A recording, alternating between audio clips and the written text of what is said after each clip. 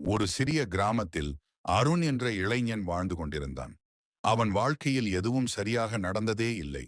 வேலை கிடைக்கவில்லை, வீட்டில் கடன் அதிகம், மனதில் எப்போதும் கவலை. தினமும் என்னால் வாழ்க்கையில் முன்னேற முடியுமா என்று அவன் துக்கமாக யோசித்துக் கொண்டே இருந்தான். ஒரு நாள் அவன் கிராமத்துக்கு வந்த ஒரு முதிய சாமியாரை சந்தித்தான். அந்த சாமியார் அவனை பார்த்து, "மகனே, உன் மனசு மிகவும் சோர்ந்து இருக்கிறது. ஆனால் ஒரு விஷயம் மறக்காதே, முருகனை நம்பினால் உன் வாழ்க்கை மாறும்" என்று சொன்னார். அருண் சிரித்துக்கொண்டு, "நான் பல விஷயங்கள் முயற்சி செய்தேன். என்னாலும் எதுவும் சரியாகவில்லை" என்றான். அப்போது அந்த சாமியார் அமைதியாக சொன்னார், "ஒரு சிறிய கிராமத்தில் அருண் என்ற இளைஞன் வாழ்ந்து கொண்டிருந்தான். அவன் வாழ்க்கையில் எதுவும் சரியாக நடந்ததே இல்லை. வேலை கிடைக்கவில்லை, வீட்டில் கடன் அதிகம், மனதில் எப்போதும் கவலை. தினமும் என்னால் வாழ்க்கையில் முன்னேற முடியுமா என்று அவன் துக்கமாக யோசித்துக் கொண்டே இருந்தான். ஒரு நாள் அவன் கிராமத்துக்கு வந்த ஒரு முதிய சாமியாரை சந்தித்தான். ஒவ்வொரு நாளும் காலை எழுந்தவுடன் 108 முறை ஓம் சரவண பவ என்று சொல்லு. மனசு முழுவதும் நம்பிக்கையுடன் முருகனை நினைச்சு சொல்லு. கஷ்டம் மெதுவாக நீங்கும். அருண் அந்த வார்த்தைகளை மனதில் வைத்துக் கொண்டான். அடுத்த நாள் முதல் அவன் தினமும் காலை எழுந்தவுடன் ஓம் சரவண பவ் என்று ஜெபம் செய்ய ஆரம்பித்தான். ஒரு சிறிய கிராமத்தில் அருண் என்ற இளைஞன் வாழ்ந்து கொண்டிருந்தான். அவன் வாழ்க்கையில் எதுவும் சரியாக நடந்ததே இல்லை. வேலை கிடைக்கவில்லை, வீட்டில் கடன் அதிகம், மனதில் எப்போதும் கவலை. தினமும் என்னால் வாழ்க்கையில் முன்னேற முடியுமா என்று அவன் துக்கமாக யோசித்துக் கொண்டே இருந்தான். ஒரு நாள் அவன் கிராமத்துக்கு வந்த ஒரு முதிய சாமியாரை சந்தித்தான்.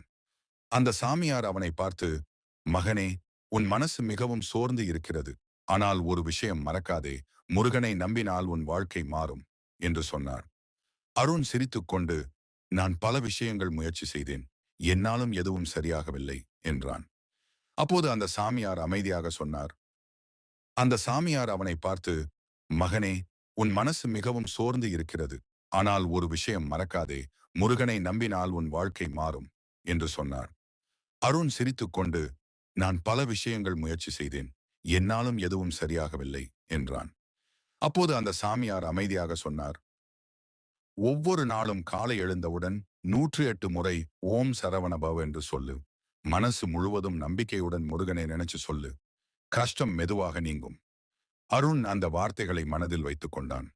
அடுத்த நாள் முதல் அவன் தினமும் காலை எழுந்தவுடன் ஓம் சரவண பவ் என்று ஜெபம் செய்ய ஆரம்பித்தான். ஒவ்வொரு நாளும் காலை எழுந்தவுடன் 108 முறை ஓம் சரவண பவ என்று சொல்லு. மனசு முழுவதும் நம்பிக்கையுடன் முருகனை நினைச்சு சொல்லு. கஷ்டம் மெதுவாக நீங்கும். அருண் அந்த வார்த்தைகளை மனதில் வைத்துக் கொண்டான். அடுத்த நாள் முதல் அவன் தினமும் காலை எழுந்தவுடன் ஓம் சரவண பவ் என்று ஜெபம் செய்ய ஆரம்பித்தான். ஒரு சிறிய கிராமத்தில் அருண் என்ற இளைஞன் வாழ்ந்து கொண்டிருந்தான். அவன் வாழ்க்கையில் எதுவும் சரியாக நடந்ததே இல்லை. வேலை கிடைக்கவில்லை, வீட்டில் கடன் அதிகம், மனதில் எப்போதும் கவலை. தினமும் என்னால் வாழ்க்கையில் முன்னேற முடியுமா என்று அவன் துக்கமாக யோசித்துக் கொண்டே இருந்தான். ஒரு நாள் அவன் கிராமத்துக்கு வந்த ஒரு முதிய சாமியாரை சந்தித்தான். அந்த சாமியார் அவனை பார்த்து, "மகனே, உன் மனசு மிகவும் சோர்ந்து இருக்கிறது.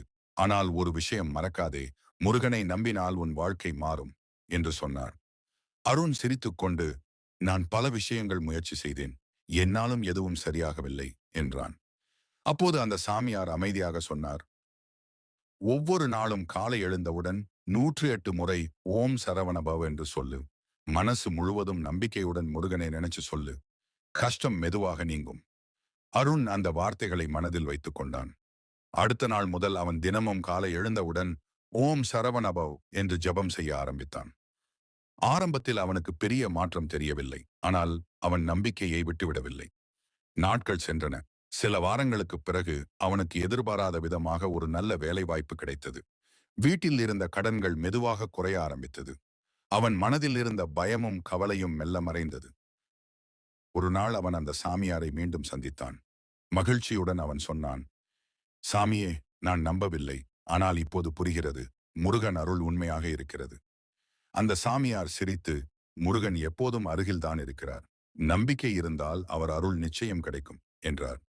அன்று முதல் அருண் வாழ்க்கையில் எந்த சோதனை வந்தாலும் பயப்படவில்லை. ஏனெனில் அவன் மனதில் ஒரு உறுதி இருந்தது. முருகனை நம்பினால் கஷ்டம் நீங்கும். இந்த உலகத்தில் பலர் அனுபவித்த உண்மை இது. நம்பிக்கை இருந்தால் முருகன் அருள் வாழ்க்கையை மாற்றும். அருணின் வாழ்க்கை மெதுவாக மாறிக்கொண்டே இருந்தது. ஒரு காலத்தில் தினமும் கவலையுடன் இருந்த அவன் இப்போது ஒவ்வொரு நாளும் நம்பிக்கையுடன் வாழ ஆரம்பித்தான். வேலை கிடைத்த பிறகு அவன் வீட்டில் அமைதி திரும்பியது. ஒரு நாள் இரவு அவன் மிகவும் சோர்வாக தூங்கிக் கொண்டிருந்தான். அந்த இரவில் அவனுக்கு ஒரு விசித்திரமான கனவு வந்தது. அந்த கனவில் ஒரு பெரிய மலைக்கோவில் தெரிந்தது. அந்த கோவிலில் தீபங்கள் எரிந்து கொண்டிருந்தன. அந்த ஒளியில் ஒரு அழகான வடிவம் தெரிந்தது. அது வேறு யாரும் இல்லை, முருகன். கையில் வேல், முகத்தில் கருணை நிறைந்த புன்னகை. அந்த தரிசனம் பார்த்தவுடன் அருணின் கண்களில் கண்ணீர் வந்தது. அவன் மனதில் ஒரு குரல் கேட்டது. பயப்படாதே, நான் உன்னுடன் இருக்கிறேன். அந்த குரல் மிகவும் அமைதியாக இருந்தது. ஆனால் அதில் ஒரு பெரிய ஆறுதல் இருந்தது. அந்த கனவு முடிந்து அருண் திடீரென்று விழித்துக் கொண்டான். அவன் இதயம் வேகமாக துடித்துக் கொண்டிருந்தது. ஆனால் மனதில் ஒரு அற்புதமான அமைதி இருந்தது. அடுத்த நாள் காலை அவன் வழக்கம்போல் ஓம் சரவணபவ் என்று ஜெபம் செய்தான். அந்த நாள் முதல் அவன் வாழ்க்கையில் பல நல்ல விஷயங்கள் நடக்க ஆரம்பித்தது. வேலை உயர்வு கிடைத்தது. வீட்டில் சந்தோஷம் அதிகரித்தது.